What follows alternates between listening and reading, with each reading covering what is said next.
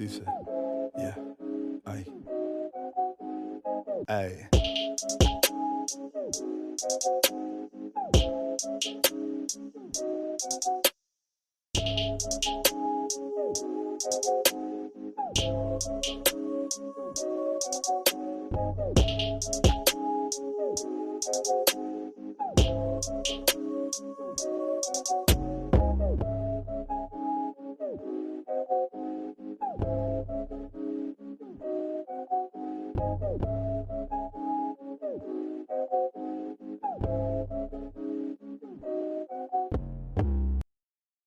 What if the secret to better sex, deeper relationships, and less anxiety about your body isn't another hot tip, but learning to feel safe, being fully, awkwardly, beautifully human? Today's guest, Mandy Hart, is a certified sexologist and founder of Heart's Desire and Intimacy and Relationship Coaching. She has a gift for turning the conversations most people whisper about into the ones that set you free. In this episode, Mandy and I go everywhere, from a surprise STI diagnosis in her early 20s, to how shame sneaks into our bedrooms, to why so many of us wait until total desperation before asking for help. You'll hear us talk about sexual trauma, living with an STI, desire, and the pressure to perform. But you'll also hear laughs, real talk, and those "oh damn, that's me" moments that make you feel a little less alone. We unpack what safety actually feels like in your body, how to start naming what you want without sounding like a robot, and why the bravest thing you might do this year is simply tell the truth to one safe person. If you've ever carried shame about your past, your fantasies, your diagnosis, or your body, this conversation is your permission slip to put some of that down and get curious instead. Stick around. This episode is tender, smart, a little spicy, and just might change the way you think about intimacy with yourself and with the people you love. This is FYI I Am Damaged Podcast. Meet Logan, the strong-minded little elephant who learns that bravery isn't about being fearless. It's about believing in yourself even when you're scared. In this beautifully illustrated story, friends follow Logan through a colorful jungle as he learns to calm his worries, take deep breaths, and remind himself, I am strong, I am safe, I can do this. It's a story that helps kids, and maybe a few grown-ups too, find courage, mindfulness, and strength in their hearts. Logan, the strong-minded little elephant, by me, Oscar Luna. Available now at all major retailers and my publisher's bookstore, Milton and Hugo.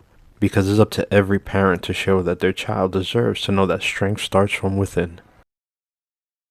Mandy Hart, thank you for joining us. Yeah. Now, before you became a sexologist and coach, what was your own relationship to sex, desire, and your body like behind the scenes? Well, that's a big question. I've been interested in sex and kind of just had like a natural curiosity and gravitation to it pretty much forever. I discovered self-pleasure at a young age, and I didn't even know what it was or what sex was, but I knew I liked it. And that's probably what started it all, because I don't know, if I guess I'm a sucker for just things that feel good. Like, I always liked massage, and I like when people play with my hair. And so I think it was just like simple, basic. I like this. And then I got older and I learned it's this sex, like my mom sat me, well, actually, I was already sitting down. I was on the couch with a Sega Genesis. I don't know how old you are. Like this was like way long ago, 30 years ago to be exact, because I was 9. And she like told me, sex is this. And I saw movies and TV, and it's, I remember being like, okay, these are like the technical, I mean, I was 9, I wasn't thinking this, but my thought process was, okay, now I have information to explain what's going on because I see it, but I never really knew what it was. And then from there on, my brain was just like a sponge. I was, watching Loveline with Dr. Drew and Adam Carolla. I was watching Talk Sex with Sue. She was a nurse practitioner who had a talk show where she did like call in question and answer type things and talked about sex. And I just always was the one to kind of like be open about it and talk about it with my friends. And my mom worked for a gynecologist, so I think that also just sort of set an open tone. It just it just kind of always was like with me. And then I got when I was 22, well, actually, it was right before I turned 22. It's like right before my birthday. Found out I had herpes. I had an outbreak, and then I realized there were all these things that I thought I knew, but turns out I didn't because I did I wasn't even thinking I could get genital herpes from oral sex, with a woman. Like I thought, I'm not going to get pregnant. Like anyways. So then everything got turned on its head. And, you asked me about my relationship with my body was an interesting shift because it changed everything for me. Like it changed how I engaged with people. And then, that from there on, it was like a launching pad towards wanting to understand sexual health education and like do something with it. So anyways, that's a long, long answer to your question, but it was a big question. No worries. There is no long answer. Mhm. I wanna get every experience that you got. And with you mentioning the herpes diagnosis, did that news reshape the way you saw yourself and the silence around sexual health? The silence around sexual self, yes. The way I saw myself, no. Because, I wasn't that surprised. Like, I was surprised that I didn't realize, like, looking back on it, I'm thinking, how did I not realize that you could get herpes this way? But nobody ever really taught me. I knew a lot about it, but it turns out there was so much more I didn't know. And then I realized if I don't know this, and I was having open and honest conversations with my mom about it, and I had comprehensive sexual health education in my school. I think it was as good as it gets in terms of the kind of information that I was given. And I thought, well, if I don't know this, then surely a lot of other people probably don't know it. And then I realized because I was so open about it, I talked about it, there were so many people, like friends of mine, that, had cold sores. Like they got cold sores and they knew that they got cold sores, but they didn't identify with someone who has herpes and they didn't tell. Like a lot of my friends were like, oh, yeah, I don't, if I have a cold sore, I just don't kiss someone or whatever. But they wouldn't just tell their partners. And then I thought, well, that's how I ended up getting it because like I wasn't told and I didn't think to ask. And so it made me actually frustrated with the system. In fact, I was very angry. And then I learned when I went to school, got my master's in public health, I was focusing on sexual health education and programming. And I learned that research-based programs, like evidence-based programs, often, I'm sorry, my dog wants to come up, often get like like they get passed over for abstinence only programs because that's what parents want. So I got really frustrated. And then I gave up. I thought, never mind, I can't go up against the world. If people don't want to listen to evidence-based programming, then I don't know what to do. And then, yeah, so it was like more focused outward. I never really felt shame for myself because I wasn't surprised, it's a numbers game. Lots of people out there have herpes. So if you're in a room with 10 people, at least one of them probably has it and probably two by the statistics. So it was like a matter of time for me. It was actually relieving because once I had it, I didn't have to worry about getting it again. I mean, there's type 2, but that's a whole thing. I won't go into that. Now, when you look back, what made you decide I'm not going to manage my story, I'm going to build my life's work around conversations most people avoid?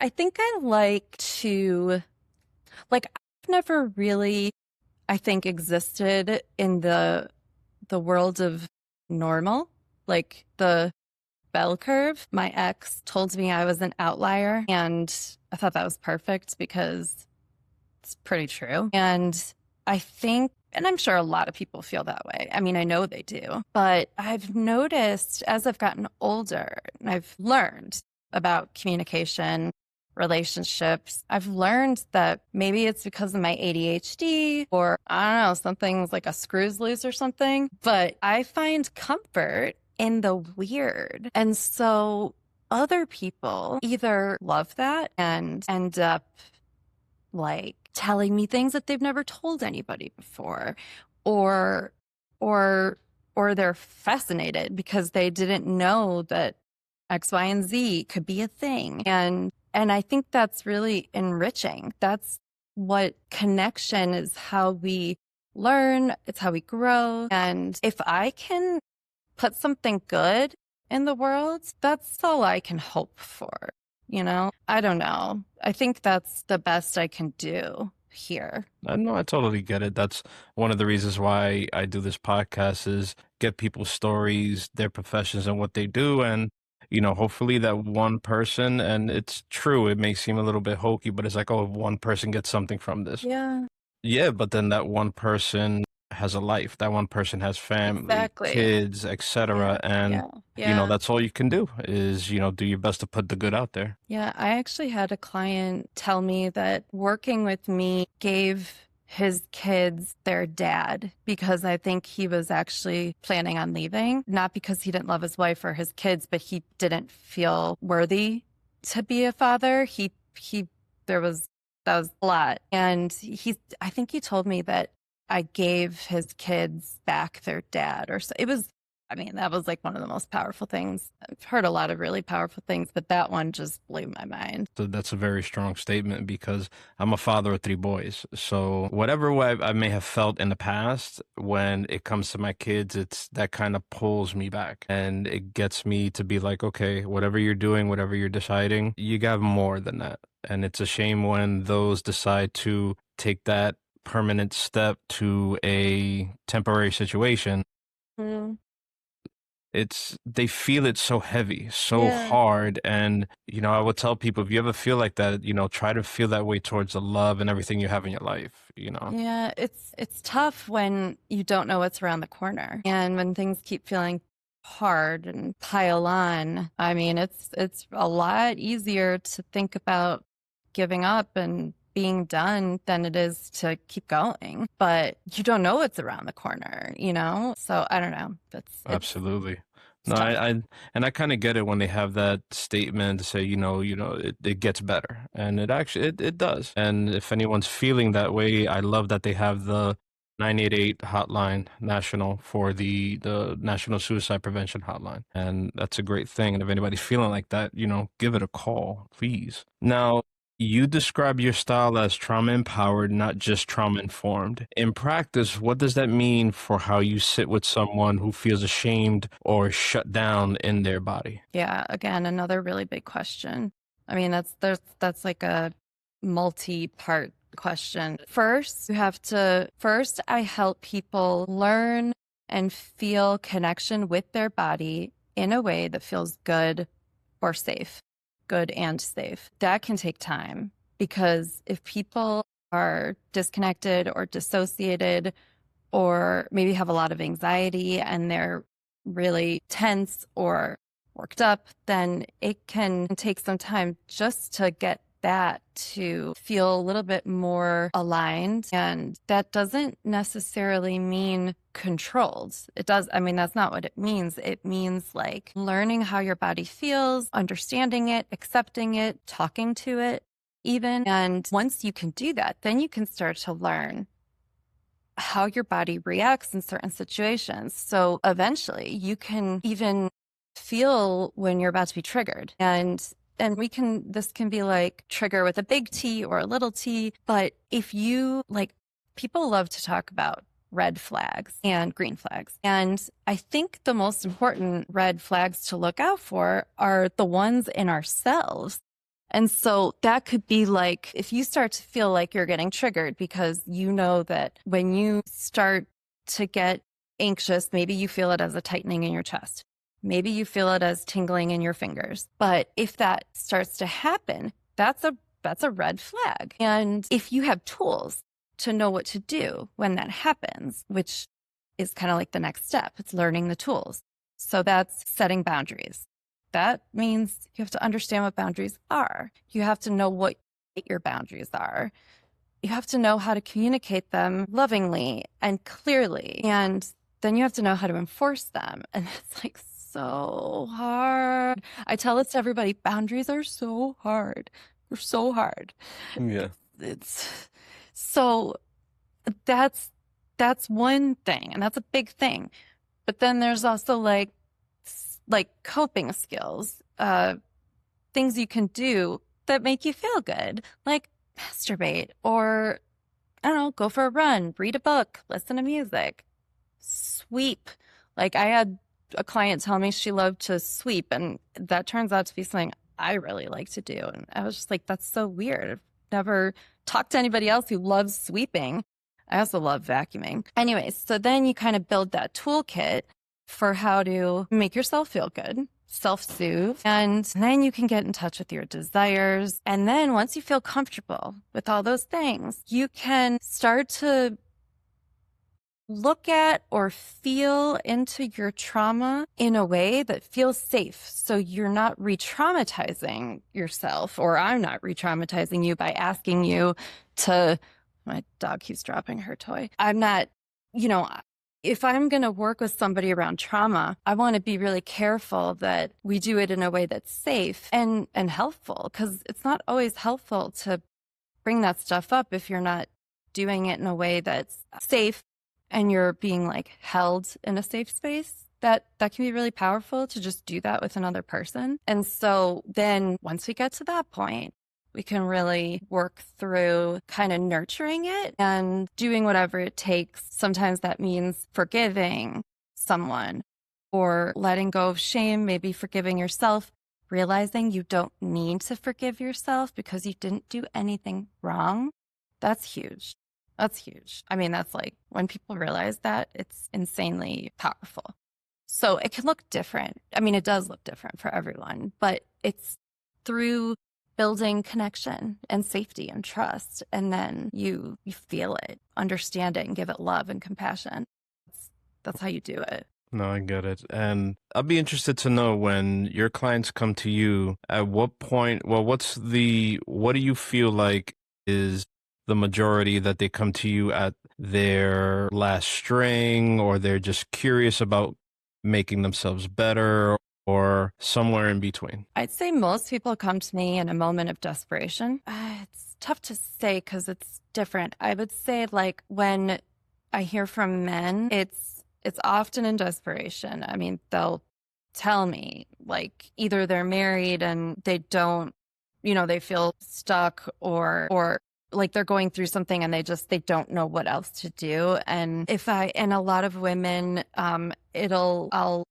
some of my clients come to me because they want to learn how to experience pleasure better or more. Like some people have never experienced orgasm, and they want to understand either how to or maybe why they can't or never have. I've actually had people realize that they have had orgasms. They just didn't know that they were orgasms. I think a lot of times people come to me when they have questions or concerns that they don't want to talk about with anybody else, not their therapists, not their doctors, not their friends. And I was just like, give it to me. Tell me. Let's talk about it, because, it's safe. I mean, I like do everything I can to make it safe for people. And it's usually just in that moment of don't know where else to go. And And it can be also when they're in a lot of pain. Like that's big. yeah, I do. I definitely relate to parts of it. The main part is trying to find someone safe to speak to, because I've dealt with and processed, my sexual trauma as a child. Doing that in my 40s, it's a very unique experience. Mm-hmm. Releasing that and knowing that, yeah, same thing like you said, like it wasn't my fault. It wasn't my fault, and recognizing it for what it was, and also being in a unique position of being a man dealing with that. Yeah, it's really hard. And I mean, that's amazing that you, And yeah, and it to the men listening, it's like you have to really understand is that it covers everything else that's bubbling underneath. Because, I always say this a lot in my interviews is like when, when I released that main anchor that was holding who I was down, then I'm like, I see these little anchors. And I was like, oh shit, okay, Yep. I got to deal with the anger, got to deal with the Yep. anxiety, the self-doubt, I'm not Yep. enough, and blah, blah, blah, blah, blah. And then I'm like, oh shit, like, okay, I thought that was gonna work. But then there's the post work of it. And man, that shit is a trip. Yes. And they don't realize that, and then that it threw me for a little bit into like a little spiral Yeah. until I'm able to get out of that, and then also doing the work with my wife and all that stuff. And it's a journey. It's a journey that honestly don't even look for a goal. It's refine Nope. your journey, Yep. refine your speed, and all that type of stuff. It's, yeah. It's about learning tools to be able to handle things because life is going to happen. It's going to keep happening. You're never going to reach the final destination like that. Not in this lifetime because it's ongoing. It never stops. You think you've, like learned something profound and you have, but then guess what? There's more. There's more coming and it's going to keep coming because we get older, our bodies change, we have new challenges. So you got to learn how to deal with it. That's where the Yeah. answer is. And I tell a lot of men that actually are brave enough to actually do that is like, okay, what you may not realize is you have to immediately or at least understand it quickly is your triggers. So it's interesting. I want to say two things. One, I laughed. It's not funny, but when I work with men, especially in these contexts, it's weird. I know it sounds weird, but I always have this feeling of wanting to express gratitude. Like, thank you so much for being here. Thank you so much for being open. Thank you so much for being willing to go there because that's what strength really looks like. Strength doesn't look like ignoring it all and putting it in a box and pretending it doesn't exist. And believe me, I've been there, like it's their denial is a powerful thing and ignoring things can be powerful, but it only just delays the inevitable because that's always going to be there until you deal with it. And so I don't know, I just get this feeling of like wanting to thank men. And I know I don't know, it might sound weird, but that's just true. And then another thing, I don't know. Okay, talk about triggers, right? My You okay? skin, I'm fine. It's emotional. I mean, I'm feeling you and I don't even know your story, but I know your story, even though I don't, because you're human and you went through things and you just said something that was very personal and thank you for that. Like, No, I you're mean, welcome. I had no idea what to expect on this. I mean, we didn't even talk. You messaged me and then I scheduled and that was it. Well, and this is a good thing. Can mean a lot of things. This can mean anger. It can mean fear, embarrassment, but I think right now it means gratitude.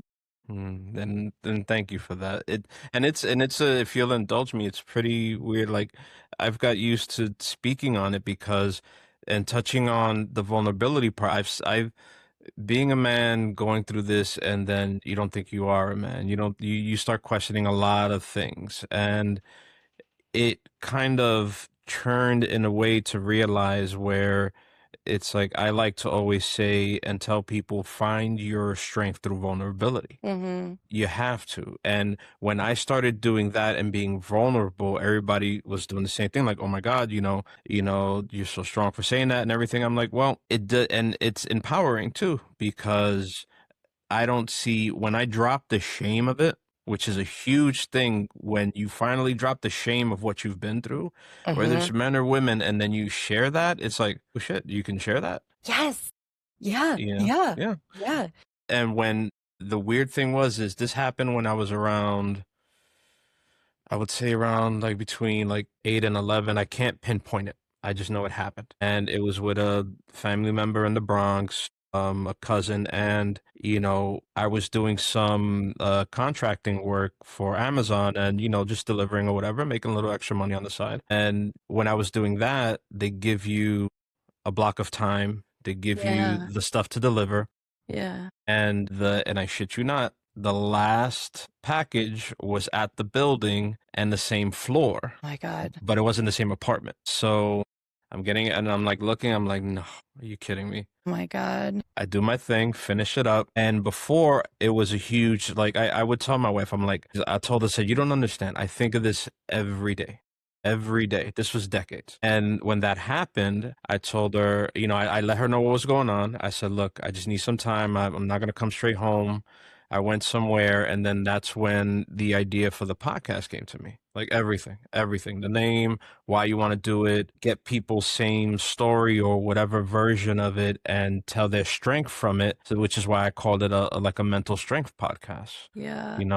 Just a different word on, I didn't want to use resiliency or anything like that. And so going through all of that, and then the weird shit is that going through that, creating the podcast led me to interview someone who they and their family member began a retreat in Vermont. That's where I release, like, we go there, talk about what's going on, what is holding you back as a person, et cetera, et cetera. Nothing really crazy. And you're disconnected from everything, technology, everything like that, society. And it puts you in a place to force yourself to do the self-reflection. Yeah. Like, you have to look inward. If you're not looking inward while you're walking your journey, you're never going to know who you are. Never. So that put me in that spot, which I'd never been in before. And Mm. woof, having I call them my brothers now, like they see that, they're like, damn, when we first met you doing the, getting ourselves ready for what we were going to do for those 4 days, they were like, from who you're leaving to who we saw in the Zoom calls, meeting in Yeah. person, flipping out, and Yeah. processing everything that we were going through, they were like, "You did like a huge 180." I said it was a buildup. It was a buildup from everything that I've done with the processing and everything to get to Yeah. that point to be like, all right, it's a turning point. Yeah. My wife did it a month before for herself, and we were ready to call it quits. We were like, we sell the house, we co-parent, you do what you got to do. I don't want to deal with you. You don't want to deal with me, and all that. Yeah. And we turned it around. Yeah. Yeah. That's, So that's my story. yeah, no, I love it. Thank you for sharing. It's amazing. I hear everything you're saying, and I get, like, I get it. I do. In my brain, I've got little notes for every single thing that you said, and I can't comment on it all because it's just too much, but it's amazing. Like when those people kind of validated and said, like, wow, look, this, you've come so far. Were you able to see it also? What do you mean, see it? As far as like how my journey? Well, could you tell that going into it, you were one way, maybe anxious or tight or wound up or whatever? No, However, yeah, no, before my release, yeah, absolutely. It was okay. it was very, I wasn't now that I know who I am and how I Mhm. am, I know that I'm like, shit, I shouldn't Yeah, have been that way because, how I would treat those around me, how I was always suspect of everything, yeah, yeah, very guarded with my trust and yeah, a lot of other things. So it does change you as a person and not for the good when you're not self-processing, self-reflecting, and you're always on guard. So you never get the chance to say, like, who am I? yeah, exactly. Right before this interview, like I had a moment, like I was crying because it's like going through what I'm going through. Then I'm like, okay, you have to, and this is for a lot of men, Mm, you have to speak to that hurt child in you. It makes sense, so it's like having, and I had a sort of release. I had a release of going through that, like, I'm there, I just have my head down, and I know I hear my wife come in and she's like, she closes the door, she's like, she a lot of times she would be like, what's going on? but we know now. Yeah, We know yeah, how to maneuver yeah, around each other. yep. So she gave me that, she gave me the grace to, whatever I'm dealing with, she knows I will come to her and say, look, I know you saw me in a certain way and this is what was going on. And that's, I think a lot of men, I mean, everybody has to do that, but I like to focus on men because the men, they don't do that. I Mm, had a conversation with my friend and he's like, no, I'm good if everybody else is good. yeah, I told him, I said, that yeah. makes no sense. That makes no sense. It's tough because you know what? For him, it does make sense in the context of his story. But is he honoring himself? Is he it's and you said something. You said you saw the way that you treated people, or you think about how you treated people, and and how you were, and you shouldn't have been like that. But that's that's not true. There is no shouldn't have, because there's a reason you were like that. It's like what I was saying before. You didn't do anything wrong, so you don't have to forgive yourself. Like, I don't know, what your journey was and all that, but it's fun. I mean, I say it's funny, but when I say that, I don't mean it's No, funny. I But got you. I got you. yeah, I'm looking at you and I'm listening to you. And at one point, you smiled, and you have such a sweet smile, such a sweet, like, I don't know. It's almost like I can see the inner child, or like I can see that sweetness in you. I don't know. Sometimes I just feel like I can look at someone and just get like a sense of them. And I know that whatever happened to you, I know with every fiber of my being that you didn't deserve that. Yeah, no, no, no child does. And No. it's, it is funny you say that because it's like, I mean, my wife said that before when I forgot when, whether we were begin dating or in the middle of our relationship. She just looked at me, and actually a couple of women who were like, look, they just look at me and they're like, you have a great smile, but your eyes are so sad. And it's like, and I never told them what happened to me. Because it's like, if I don't trust you as much, then, I mean, we'll get to it if I trust you, but Right. otherwise, it's like, they're like, it's like, Yeah. you look like a great person, but your eyes are why are they always so sad? And I was like, I'll just brush it off. Yeah. But it's like now I tell my story to be like, look, and then that's the thing that killed me because when I start doing that and then they find someone to trust in, and then it's like, I'm like, fuck, how many people have been abused and they don't say anything So or they many. don't trust to tell somebody. So, um, I want to reiterate again that I just see such a sweetness in you. Like, so, I don't know, like, so huggable, and like, Thank you. yeah. And I, I thought about this before we talked. I wasn't sure where this was going to go, but I'll share something with you. It's not something I haven't told other people, but I think it's something that I haven't really, I don't know. I'll just tell you. So I work with a lot of people that have had trauma, and a lot of times they'll uncover things that they didn't realize was like, I've had clients tell me about things that happened to them when they were young, and then somehow turn it into like they wanted it, or it wasn't that big of a deal.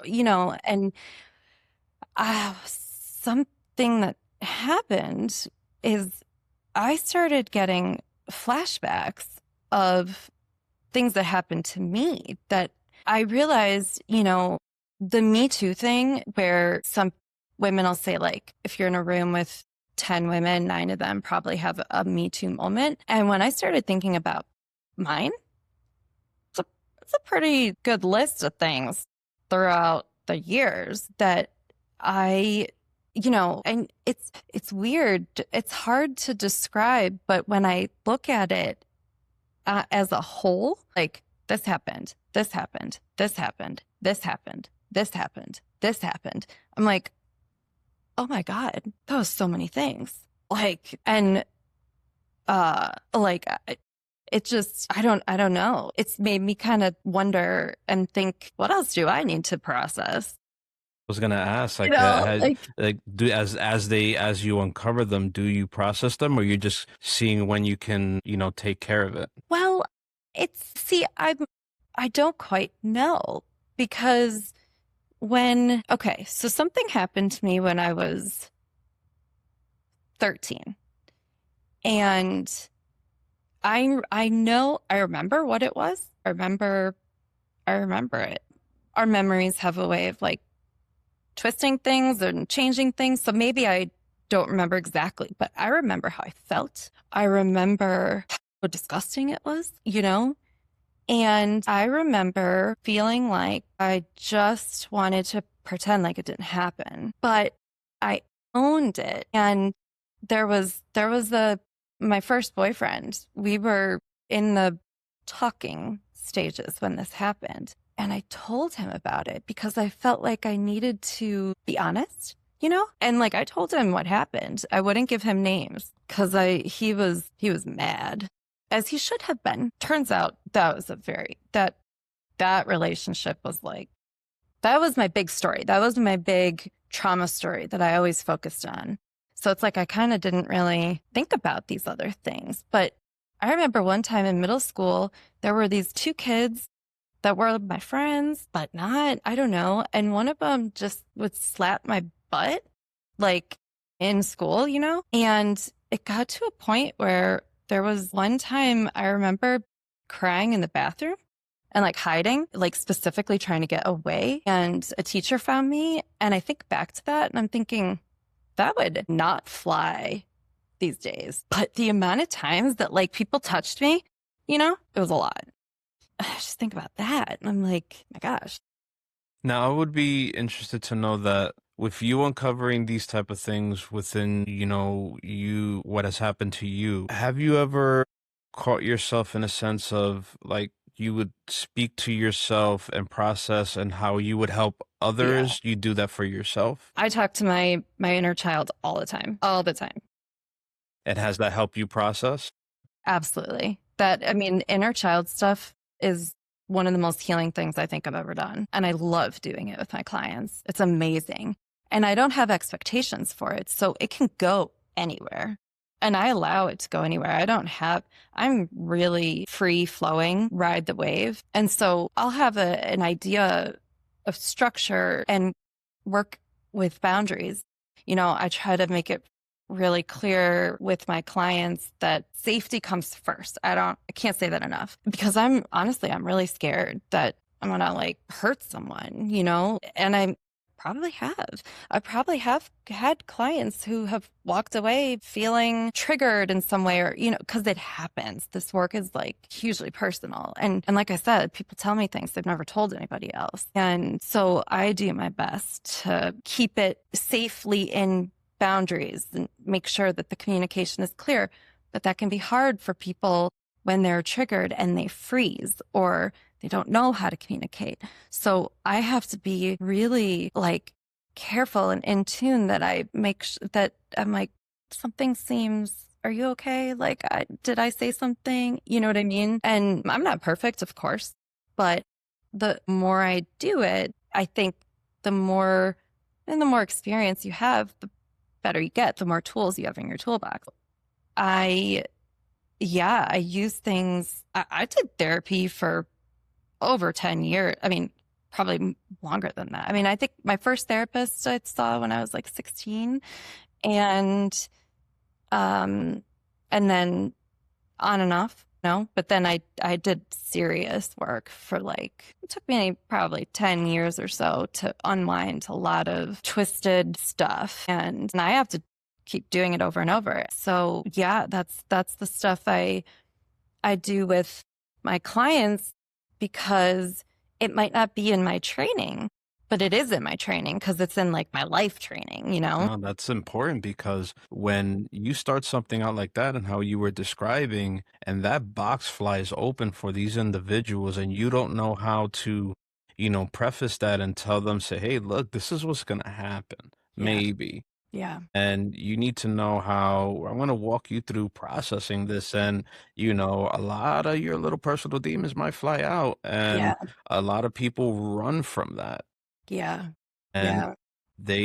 then they regret doing something that can ultimately help heal them. Yeah. Because like coaching like yours and how I did my research for you, and it's just like, people need this. They need this. They need to process. They need to be better for themselves first, and then their mate, and then their kids. And you would see how big of a difference is. And when men in a healthy way put themselves first, everything else thrives. Exactly. It Exactly. thrives.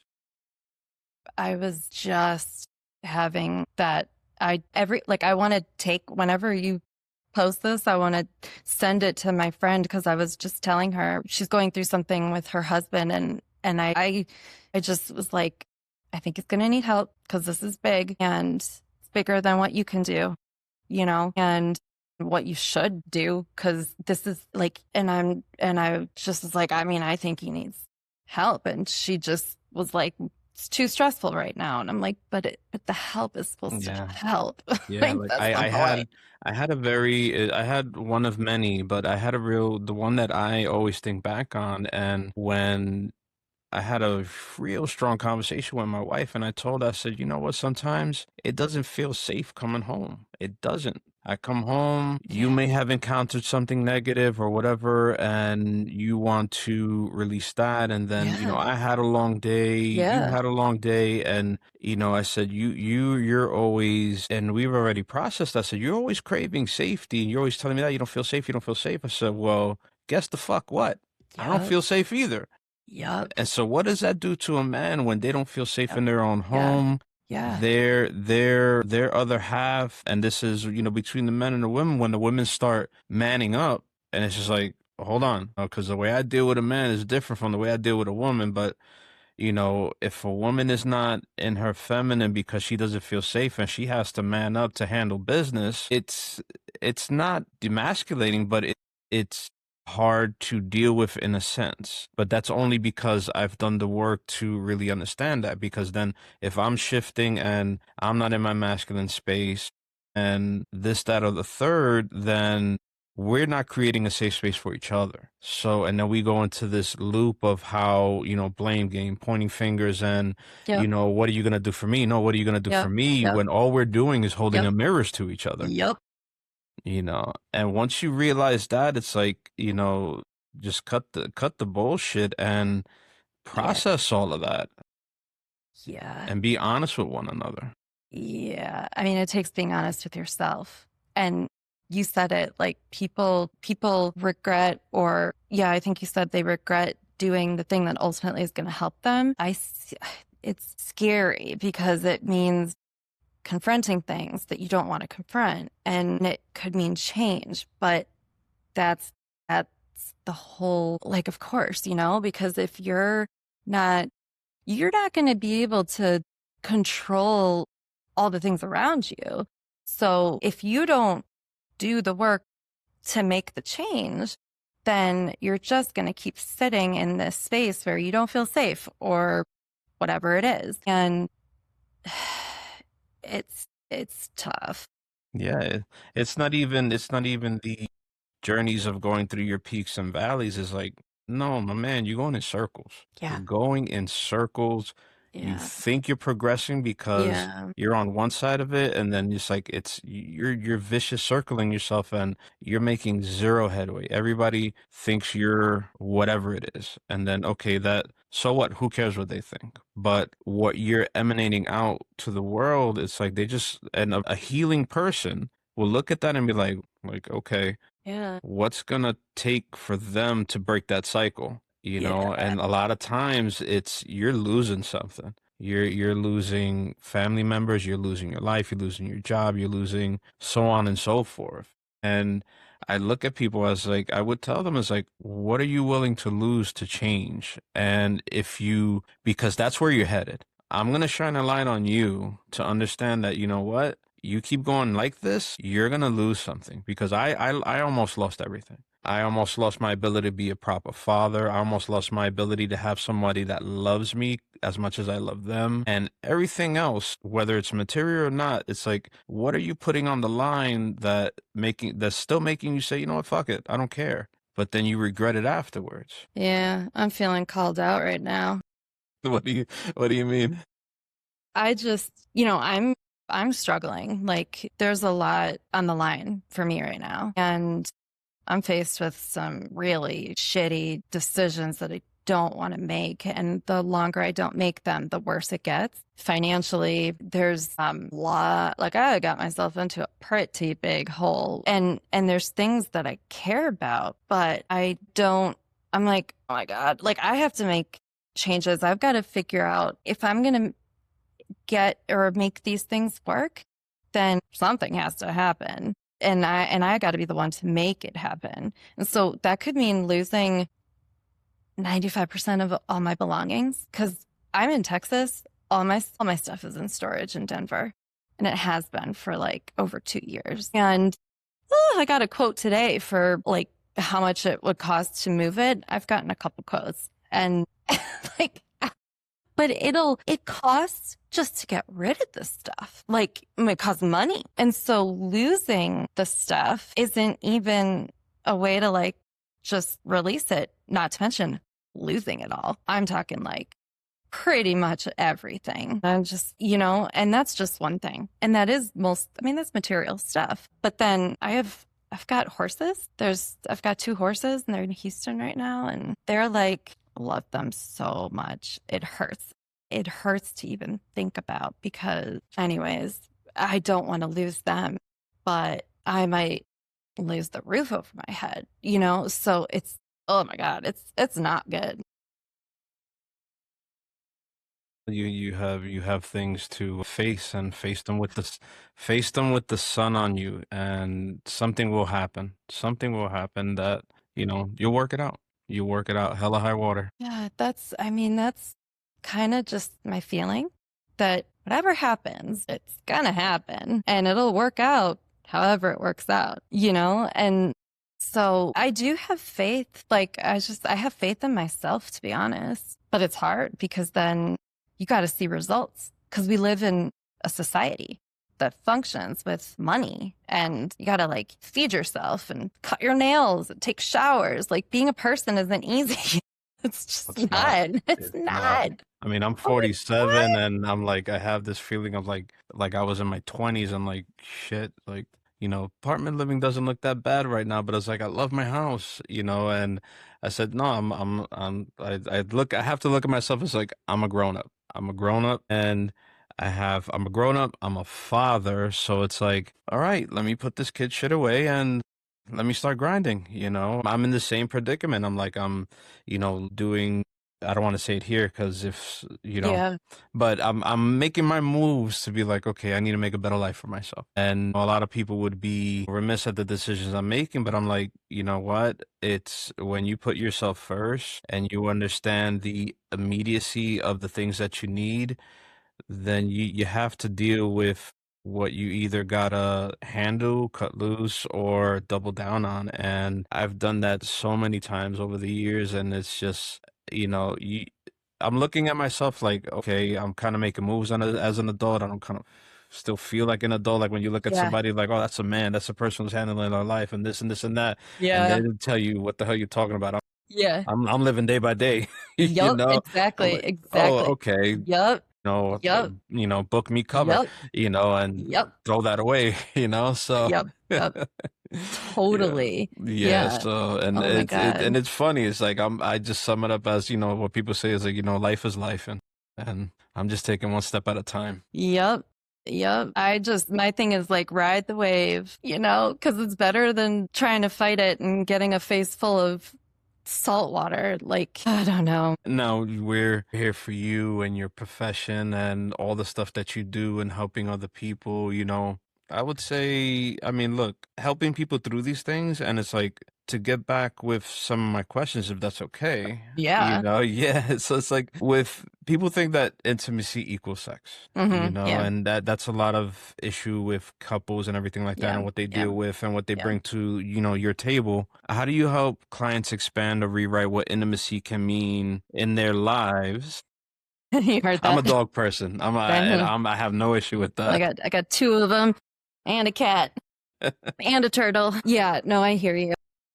So it's like whether they're alone or relationships or in community. Yeah, so this actually kind of connects to, I think, the first thing we talked about, where connecting with your body is honestly, it's the first step to intimacy.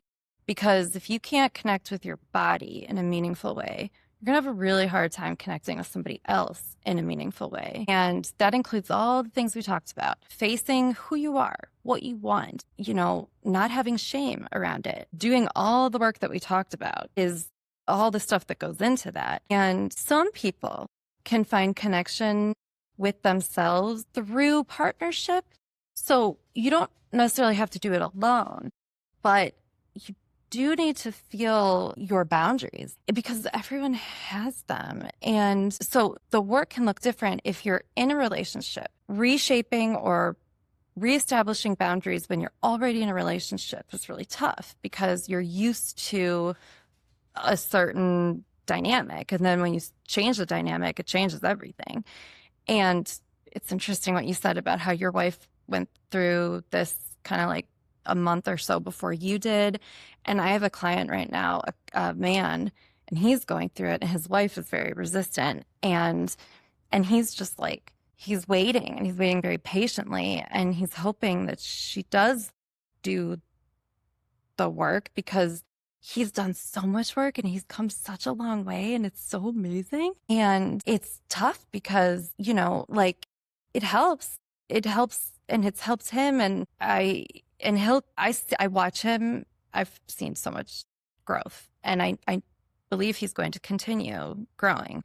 What that means for his relationship, I don't know. But as long as he knows how to show up for himself, I have to have faith in him that he'll be okay, in the same way that I have faith in myself that I'll be okay, as long as you have like your container and it's safe, And so if you aren't in a relationship and you want to be, I can help people learn how to establish those things from the start. Both have its challenges. When you're in a relationship, you already have trust established, you have a rapport, you understand each other's communication and body language, like that helps. But when you're just starting out, you can approach it like, this is who I am. These are my boundaries.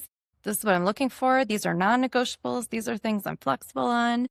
And then you can choose your partners based on those things. And honestly, that can look like a lot of things. Some people don't want to have sex. Some people don't like to be touched, but they still want connection. So intimacy does not equal sex.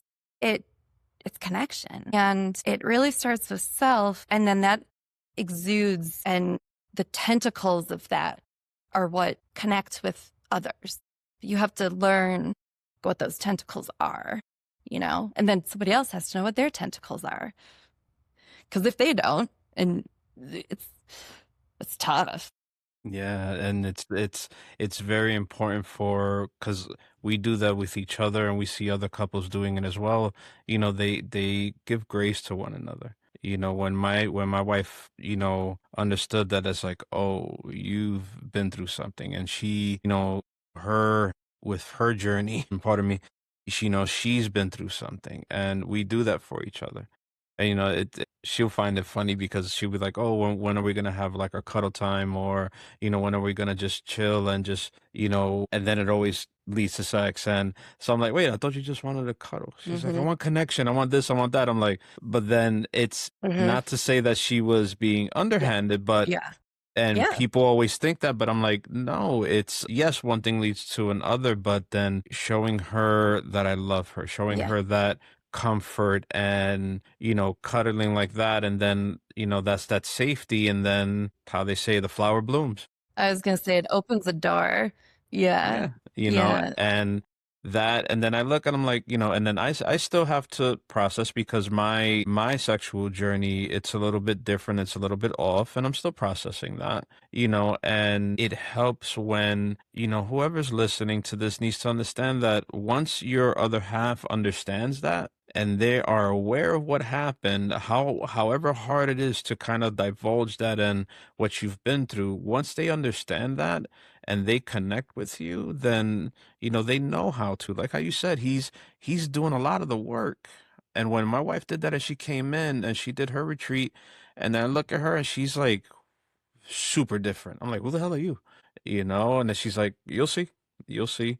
I hope you're gonna get what I got. And then so we're able to meet each other where we're at, and then still wherever I'm lacking or she's lacking, we still give each other grace to do that. So that understanding between couples and the things that you do for them to do that, that I can co-sign is very freaking important for couples to do. If you don't understand the other side and give them the grace to say, I know what you've been, I don't know what you've been through. Exactly. It's hard for me to process that, but Yeah. I can kind of get an idea and what you've been through, and hopefully they have somebody coaching them to say, look, this is how they feel and what they go through and blah, blah, blah. To Yeah. have that understanding, Yep. to be like, oh man, Yep. then sometimes it's like, oh shit. So every time I do this, like every time I'm asking you for something or this or that or for sex Yep. or whatever, like Yeah. I'm really being an asshole. Yeah. Well, you're not. Unintentionally, Yeah. unintentionally, Yeah. you know, Yeah. Yeah. but then that's with the self-reflection. And then Yeah. it's like, okay, I didn't know, so I won't be so hard on Yeah. myself. Yeah. Let me approach this in a new way. Yep. Yep. So Yeah. that's that process, and they Mhm. don't get it until they go through it. But if you're not going to get it until you start doing the work. Yeah. Yeah. I tell people it's like, okay, I have a very specific comparison, just the best thing I know. I love pole dancing. It's an amazing sport. I could do a whole other podcast just talking about it. But anyways, it's really hard. And my trainer, who's the best trainer in the world, best person, best mentor, she would give all the cues that she could. She would help and spot in all the ways that she could. But she would say, like, once you feel it, once it clicks, once you feel it, I'm talking about like winding yourself around the pole and doing all crazy things upside down and whatnot.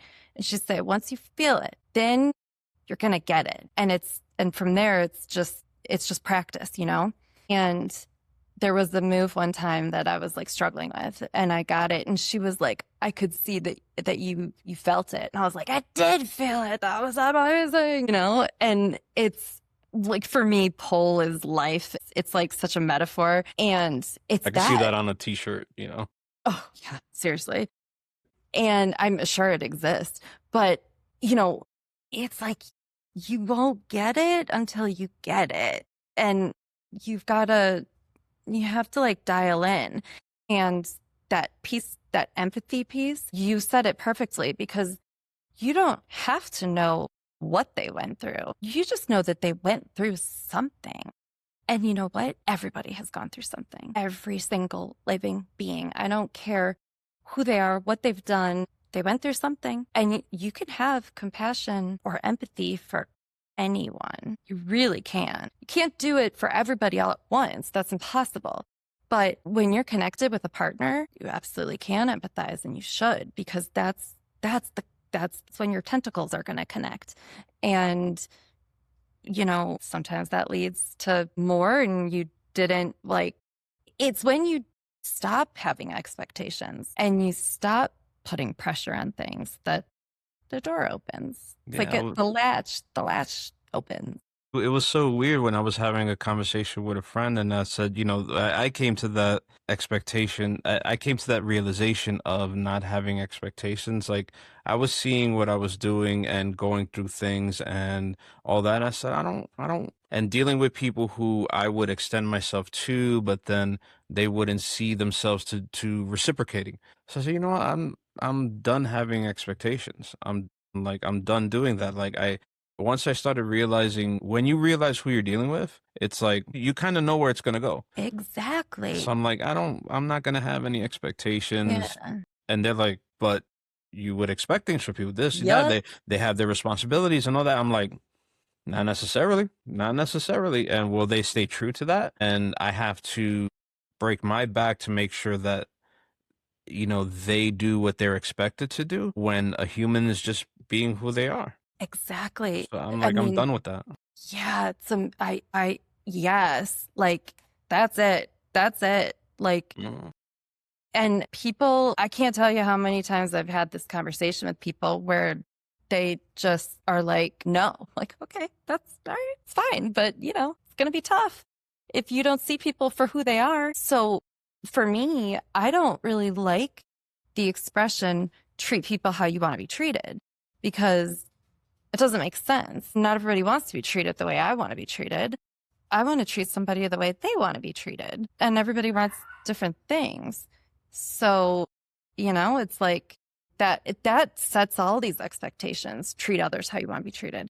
I get the point, be civil, but people take that to an extreme where in relationships, they're like, well, I wouldn't have done that. And I'm like, well, you're not him or her. So, Yeah. okay, And you didn't express that. They're not a mind reader.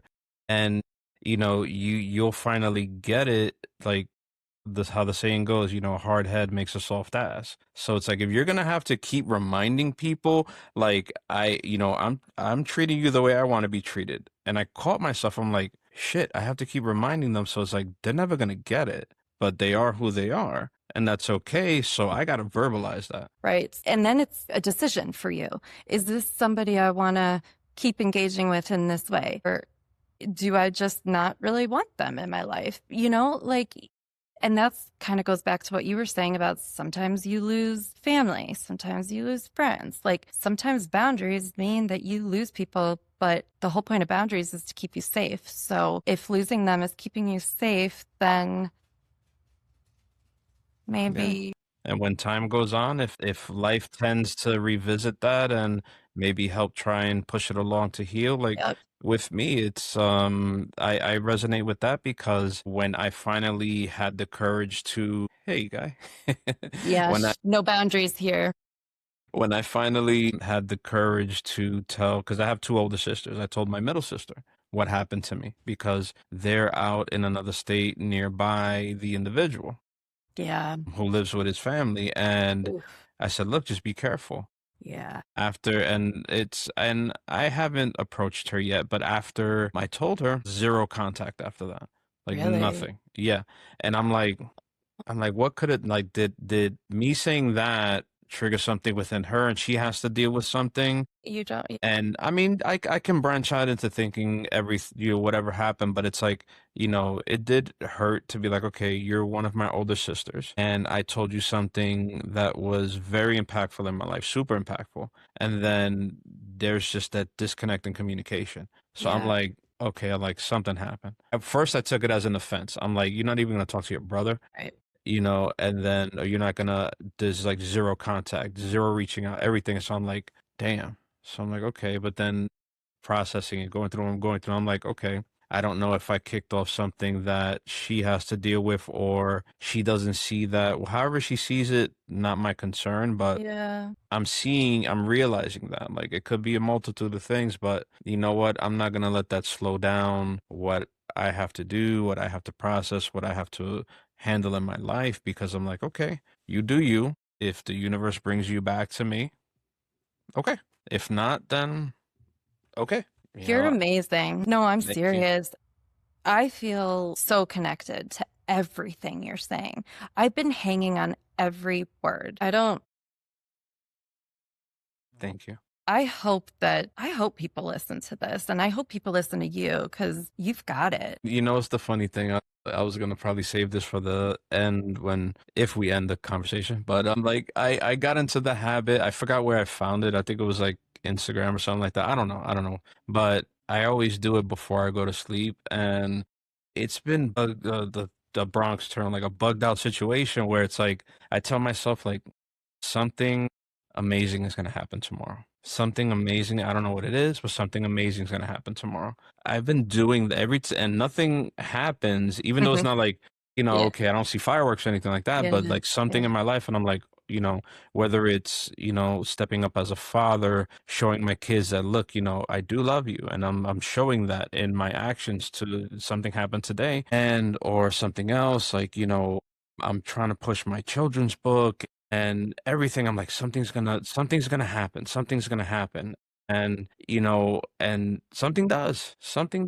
And whether it's something small or whatever, I'm like, something awesome is going to happen today, for myself, for my family, for my endeavors, and for my podcast. And, yeah, right before we began our talk, it's just like, I felt the weight on me. And like how I said, I had that conversation with my inner child, and I released it, and just feeling all that emotion. And then I'm like, okay, I don't know where this is taking me. I don't know where this is taking me. And then like, okay, now I show up as a father for one of my kids who's going through something, showing my wife that is like, you know what, I can step up in this life, which is a lot of what a woman wants for a man to do, and in their own way. And I'm like, and then I'm having a great conversation, with somebody who I don't know, who's in another state, who's doing what they're doing, want to make sure that they, you know, cultivate what they're doing as well as, I. So it's like I think it's working, and I'm gonna do that more often. Yeah. Yeah. Yeah.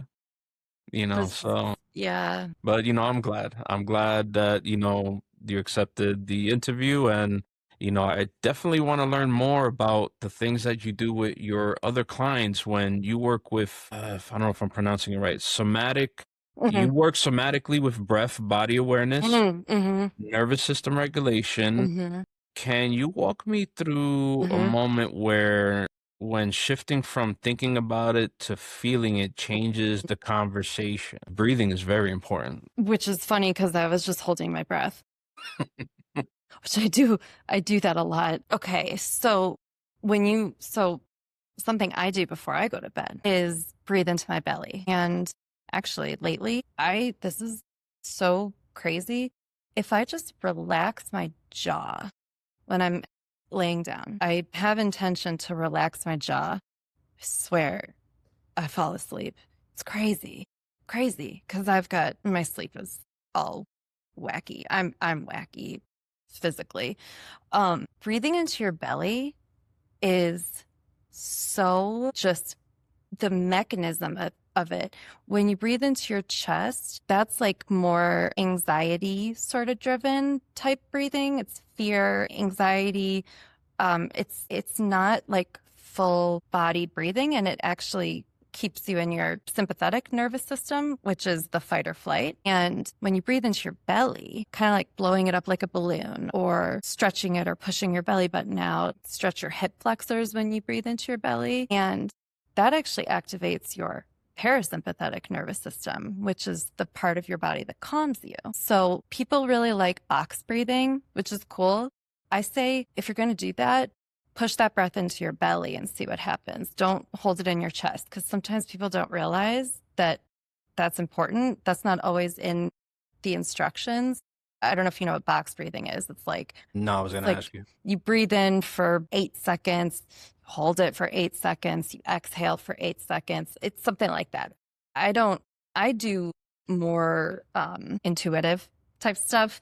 I don't force myself into these unless it's maybe like a challenge or something. But if I'm relaxing, I'm not going to like, maybe I'll breathe in and I'll count to one. I'll breathe out and I'll count to two. And then I'll breathe in and count to one. Those things can be meditative. But sometimes if I give myself a task, it takes away from like the calmingness of it. But whatever works for you. So breathing into your belly really relaxes you. It's a way to actually slow your heart rate, calm your blood pressure, calm you down. When you really do the breath work, and there's all kinds of cool breath work things you can do. Like one of my favorites is you do breathe into your chest, you expand your lungs, and then you breathe out while keeping your lungs expanded, or I'm sorry, your ribs, not your lungs. It's crazy. That's like how the human body is supposed to function. And all of us are just so collapsed. We don't engage our muscles the way we're supposed to. Yeah. Most of us, look at our phones. We have bad posture. We're at the computer. We don't engage our neck muscles properly. There's so many. I didn't realize I was like pinching things wrong for a long time. I've had a lot of surgeries, so I've done a lot of occupational therapy and physical therapy, which is part of why I have such a kind of obsession with healing, but like the physical kind of healing. It relates so much to emotional healing. They're so connected. So when you could start listening to your body in a way where you're like, you need to stretch this, and then you stretch. Like you see dogs get up off the couch and then they stretch because they need it. How many times do we like, how much are we in tune with our own bodies that we give it what it needs? You know, we don't learn how to check in with ourselves, and you kind of have to do it intentionally at first, and you can always have intention, but eventually it just happens because it's becomes practice, you know? You don't have to think about it anymore. And that's when the red flags that I was talking about before, knowing how to recognize them and then respond to them, all of that is somatic work. All of that, it's all about understanding your body. I like to explain it to people as if their body is almost like another person, but it's still them, but you can have a conversation with them. It's kind of like inner child work, but instead it's your physical being, it's your vessel. It's weird, but it's cool. And there's actually science behind it too. One of my physical therapists was like, you know, you can go to school for this, right? Because I just would like grill him. You know, I have so many questions, and I'd look at all the posters on the wall and try to like learn all the muscles and stuff. But you know, just I'll give you another quick example. If you are working out and people have engaging your glutes, not easy. A lot of us don't do it. You know, you should do it when you walk, and we don't. We don't learn how to walk. We don't learn how to like move our bodies. And so before my PT, or before I work out, I talk to my glutes. I'm like, okay, glutes, turn on, get ready. You're going to do, I can feel my glutes activating right now. It's crazy. It's crazy. It's crazy. I'm telling you. Now I got, okay, glutes, stop.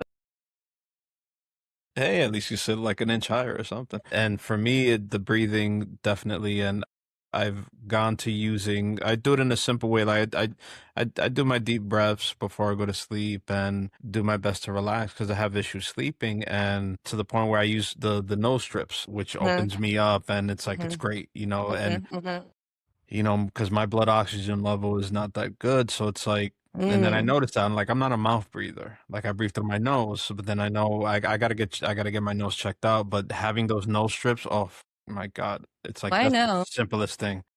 Yep, I know exactly what you're talking about.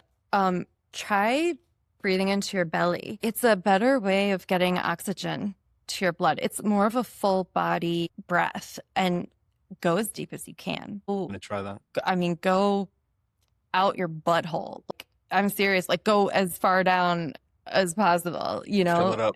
Yep. Yeah. And try it. Then I definitely will. I'm actually gonna do that tonight while I'm Yeah. thinking of like the awesome stuff that might happen to me tomorrow. And just like relax your jaw. Now, this kind of goes into it. It's like, what does safety in your body actually feel like, and how can someone begin to notice the difference between like a genuine no and a real yes? Like either they telling that to themselves or to Right. another individual. Like how? Yeah. So a lot of that goes back to boundaries and finding your edge. And some of it is knowing how flexible are you with your edge and your boundaries. Because some people have permeable boundaries. I tell people I'm a green light until I'm a red light. Don't worry about hitting my edge. Just I'll let you know if you get close. Um, and I'm flexible. So, you know, I have clients who are like, I don't know if this is okay to talk about. I'm like, let's see, you know? Like so far nobody's hit my edge, I'll be honest. And I've heard some things. So and I know that about myself because I'm very curious. I like want to know. And some people might be very uncomfortable with that. And if that's the case, set a boundary and establish trust if you're with a partner. Once you have that trust, then maybe your boundary can start to be flexible because maybe you want to explore something with your partner that you didn't think you would before. It's all about knowing like what's your curiosity, what's your level of not just yes and no, but like ability to fluctuate. Because the thing is, boundaries can change, desires change, sexuality is fluid. We don't always want the same thing. I've gone through so many different phases of things that like turn me on, and I'm sure it's going to keep happening. So I don't expect to stay static. Some people might be more static, and that's okay. Just know it, have an awareness, and then engage with that knowingness. Safety in your body is like a trust in yourself and a sort of settled feeling. If you breathe into your belly and you can just kind of sink in and like right now, I could probably talk to you about anything, because I'm just like so chill and I'm feeling safe and it's easy to do when you're virtual and you're at home, like it's really kind of cool, the ability to connect to people in this way because you're not in some office, but anyways, it's like Yeah, and like those structured settings and everything. No, I get yeah, it. yeah. It's like I've got my dogs running around and my cat, and that's to me, that's like what makes me feel good. And so I'm gonna do it, and if I have clients who have animals, I'm like, and so, I want to see people in their element and I want people to feel good in their element. Like that's safety. And I think it's the thing is, it's not about like controlling the way you feel. It's about accepting the way you feel and then responding to that. And so it's more of like a layer removed and an objectivity to things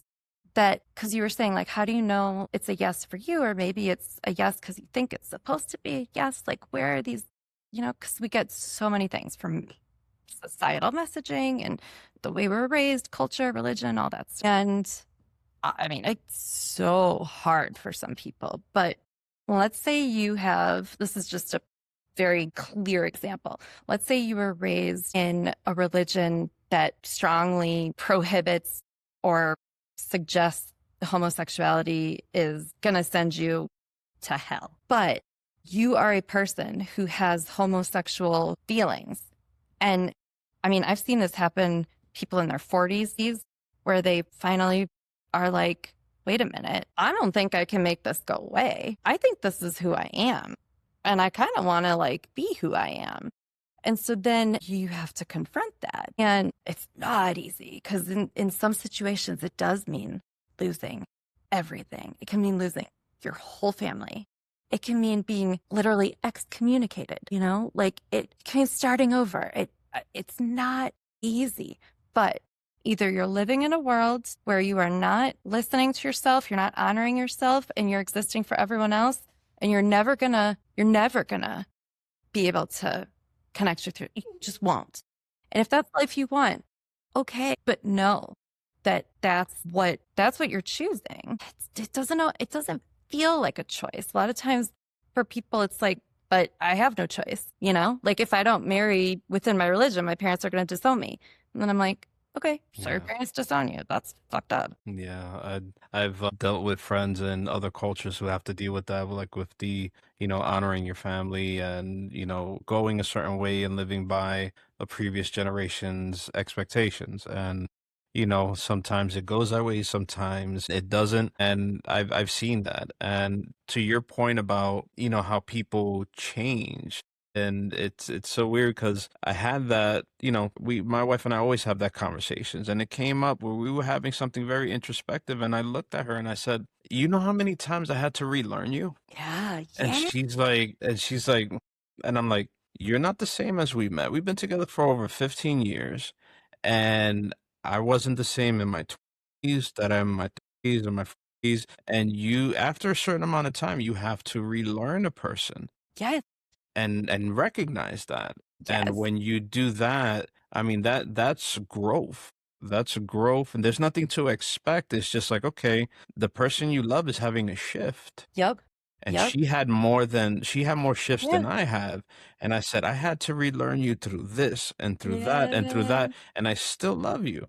Yeah, that's so and cool. you put me through a lot of things, and we're dealing with that, and it's to make her aware that, you know what, that even though you are doing it and I'm standing by you, it's not easy. It's Yeah. not. Yeah. So to have that Yeah. honest conversation, it's like that's Yeah. another thing that people have to do, and Yeah. realize that instead of looking across and seeing, like, saying, yo, you're a stranger. Like, no, you're not a stranger. You're seeing somebody grow.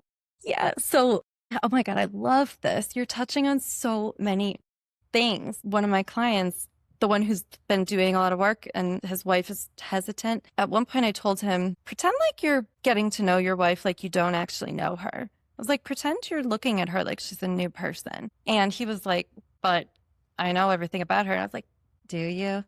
Because I bet you don't, And I was like, just try. It's just an exercise. Sorry, there's all these floaty things. So learned how to set boundaries and he started changing things. And he had the thing where he'd leave work and his wife would want to talk to him and dump, and I was like, just at least take the drive home for yourself and listen to music because he likes to listen to music. I was like, don't have that conversation with her when you're driving. Give yourself that time. And he hadn't even like considered that.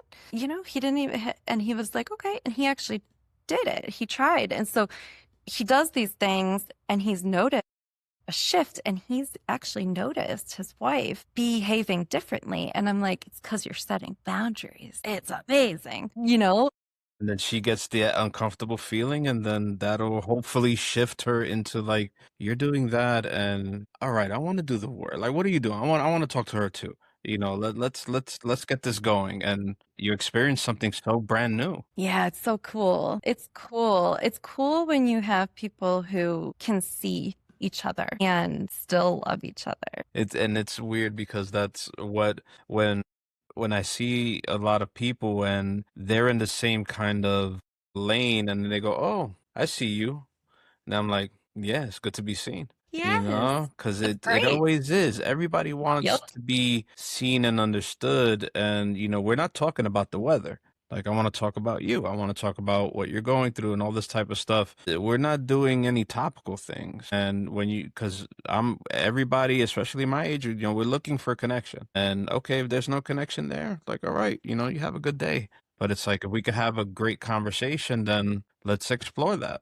And it's very hard for people to do that, I know. So, Yeah. yeah. You and I could just keep going and going. I mean, we can't, but it's like, I'm so with you. Hey, look, we could set up another conversation and I just would pick love each other's to. brain. You have no idea the places I'm willing to go. Now, where can listeners connect with you, exploring your writing, or work with you if they're ready to move from performing intimacy to actually feeling it? So I have a blog on my website, hearts-desire.com. Hearts is spelled Harts. And you can find my blog is there and you can find information just in general about me, about what I do. And if you want, you can email me, you can contact me through the contact page. My email's there, Mandy at Hearts-Desire. But you can also just go ahead and schedule a free discovery call. I will have a free conversation with you and I'm just like it's like this. And it's no pressure. And if you just want to read what I have to say, I would love that.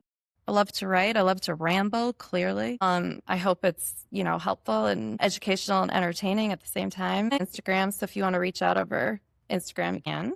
But that's pretty much it. I've done a lot of podcasts, and those are on my website too. So, yeah, I try to be as accessible and transparent as possible. So, Mandy Hart, thank you for your time. Thank you for Thank your you. insight. Thank you for making this one of the more interesting episodes that I've done ever. And, Whoa. it's always great to meet, a wonderful soul like you. And I Yeah, really appreciate it. same. Same. Thank you. Yeah, this is great. Thank you.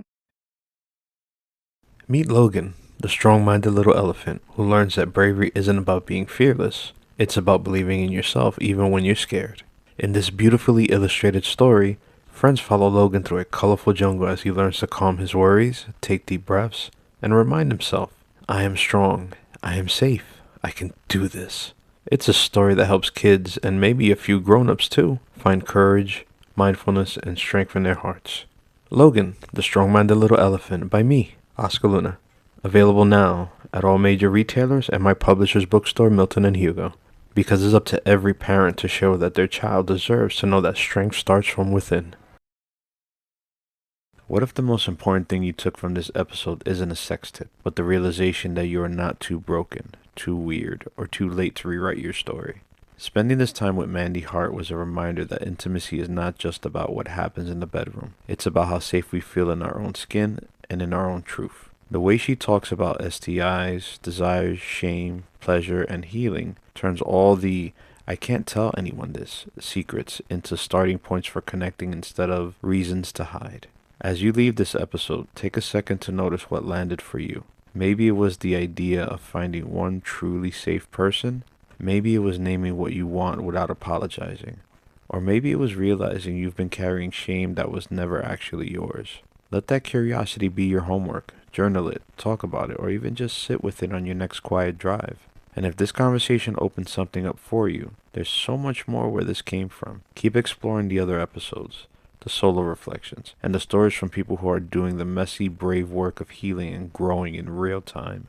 This space is for the questions you were told not to ask, the parts of you thought you had to hide, and the version of you that you know there's more. So take a deep breath, give yourself some credit for listening all the way through, and stay with this journey. Hit follow, and share with someone who needs it, and dive into the next episode, because the more you get curious, the less damage you'll feel, and the more human you realize you've always been. Adelante, siempre por tu mente. Forward, always for your mind. This is the FYI I Am Damaged podcast.